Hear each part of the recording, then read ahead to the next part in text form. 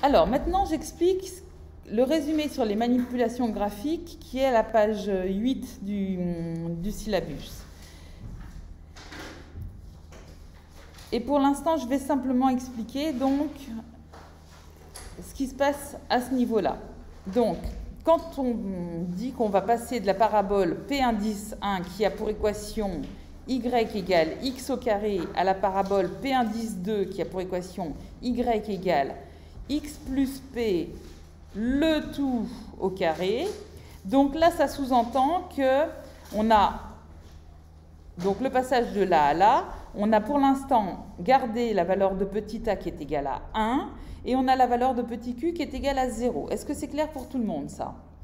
Que quand j'écris P2, quand je passe de P1 à P2, en fait, ici, je considère que petit a est égal à 1. Petit p, je ne connais pas sa valeur, mais ça peut être n'importe quel réel.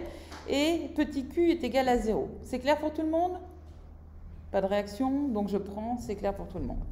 Donc là, on va voir ce qui se passe quand je change uniquement la valeur de P. On va voir ce qui se passe quand je change uniquement la valeur de P. OK? Et que je laisse petit a et q égale à 0. Ça va? Je change uniquement la valeur de P et je laisse petit a et petit q égale à 0. Quand P augmente, qu'est-ce qu'elle fait ma parabole? Bleu. Quand P augmente, elle fait quoi ma parabole bleue?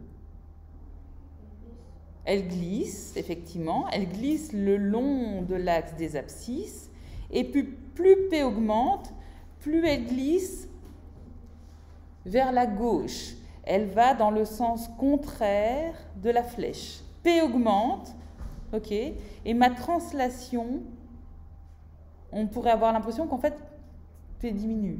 Je ne sais pas si, si vous êtes d'accord avec moi, mais normalement, quand on va d'une valeur plus petite à plus grande, on va dans le même sens que la flèche.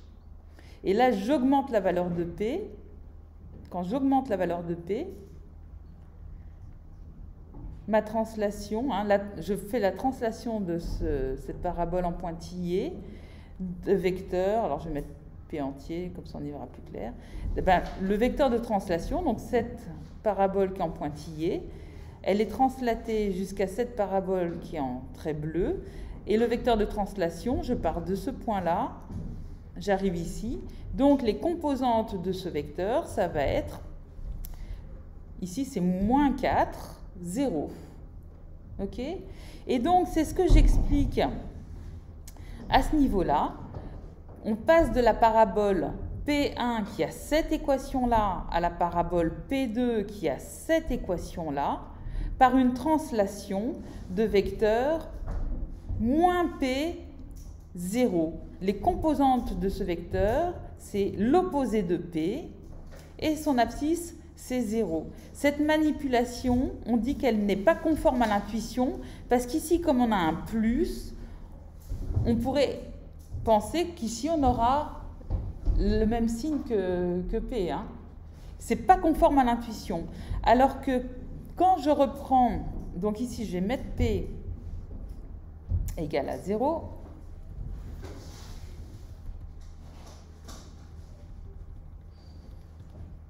Hop.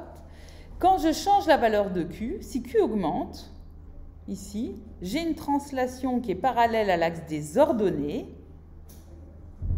mais qui est bien conforme à l'intuition. Quand Q augmente, ma parabole, elle monte. Quand Q diminue, ma parabole bleue,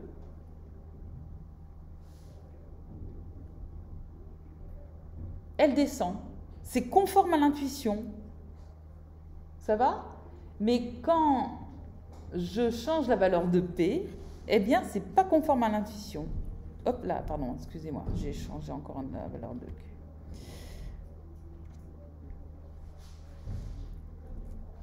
OK?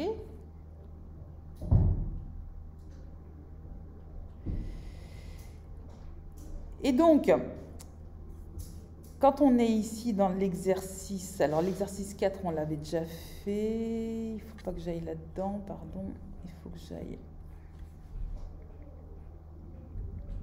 dans l'exercice 4. Hop.